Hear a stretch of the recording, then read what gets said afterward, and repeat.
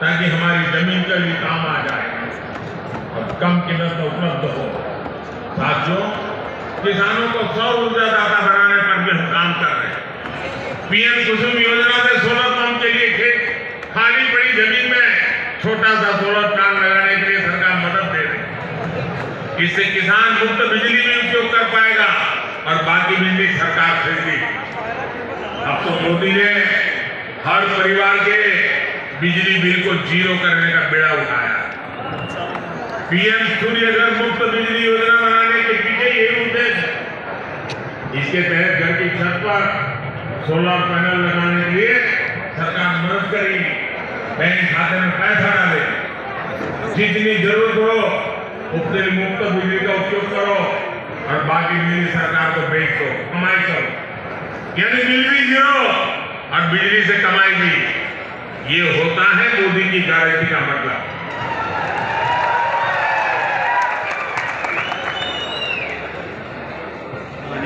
भाइयों बहनों, विकसित भारत बनाने में देश की नारी शक्ति की बहुत बड़ी भूमिका है।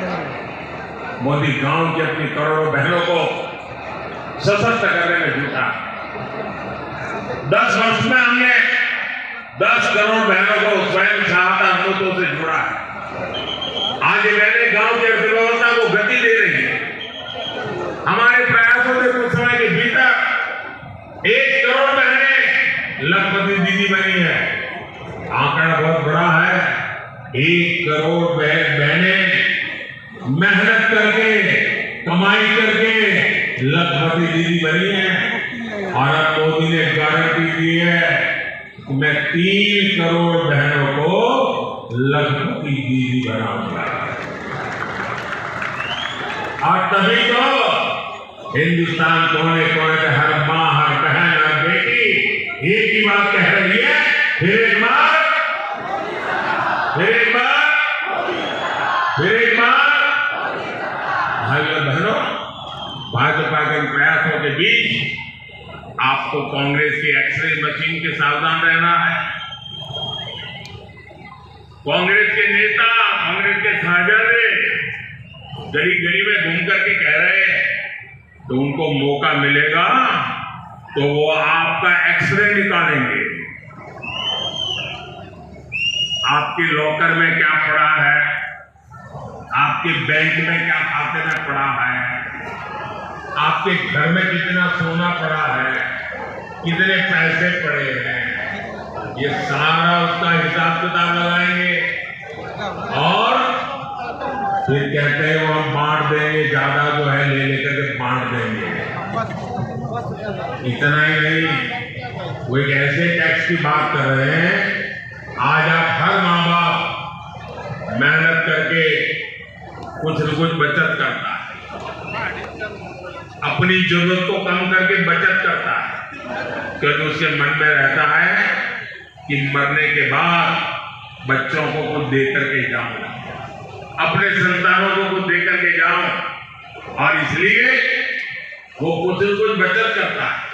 अब ये कहते हैं जो बचत करते हैं आप, उस पर सिर्फ आपके संतानों का हक नहीं होगा, उस पर सरकार का भी हक होगा। और जो भी आपने बचाया है बच्चों के लिए, वो बच्चों को जाने से पहले आधा से ज्यादा सरकार दे देगी। अगर आपके पास 10 एकड़ की जमीन है, अब आपको 10 एकड़ की जमीन बच्चे को नहीं दे पाएंगे, 5 एकड़ सरकार ले लेगी।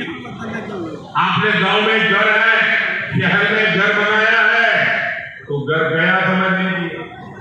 अब मुझे बताइए, आपको ऐसी सरकार चाहिए क्या जो आपकी मेहनत का पैसा लूट ले? ऐसी सरकार चाहिए क्या? आपकी संपत्ति छीनने का उनका इरादा, ये खतरनाक इरादा है। ये मार्क्सवादियों का विचार है, इन नक्सलवादियों का विचार है। और इसलिए ऐसे लोगों से एक भी आदमी जीत करके दिल्ली नहीं जाना चाहिए।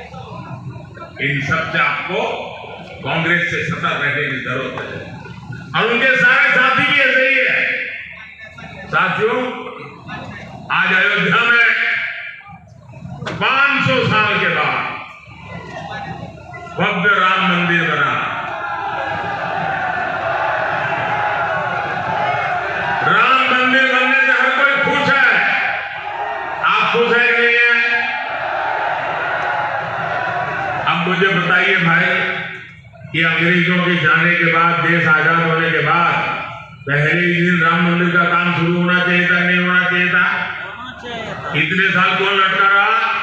क्योंकि उनकी वोट बैंक की राजनीति थी, उनके वोट बैंक की चिंता थी, आपकी आस्था की चिंता नहीं थी, आपकी भावना की चिंता नहीं थी, आपकी श्रद्धा की चिंता नहीं थी। कांग्रेस के पास मौका था, लेकिन कांग्रेस इस पवित्र काम में सिर्फ रुकावटें पैदा की। जिसकी राम में आस्था होगी वैसे काम कभी नहीं कर सकता। कांग्रेस की राम में ना आस्था है और ही उसके पास ऐसा एहसास है, और उनके सारे चेले चपाटे भी यही है। ऐसा काम कोई डरी हुई पार्टी नहीं कर सकती, तुष्टिकरण के दबाव से गिरी हुई पार्टी नहीं कर सकती। ऐसा करने की जो साहस चाहिए होता है, वो साहस मोदी ने दिखाया है। और डंका की चौक पर 500 साल का इंतजार खत्म हो गया, राम मंदिर बन गया। और ये कहते हैं राम मंदिर